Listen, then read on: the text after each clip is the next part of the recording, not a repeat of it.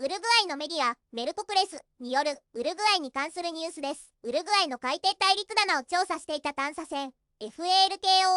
が技術的な問題でモンテビデオ港に帰還していましたが、修理を終えて再び調査を開始しました。この探査は、URUGUAY SUB200 というプロジェクトの一部で、ウルグアイ沖の海底資源や生態系を詳しく調べることを目的としています。日本のような島国ではないウルグアイにとって、広大な海底大陸棚は将来の資源開発や海洋戦略において重要な意味を持つため、今回の調査再開は大きな進展と言えるでしょう。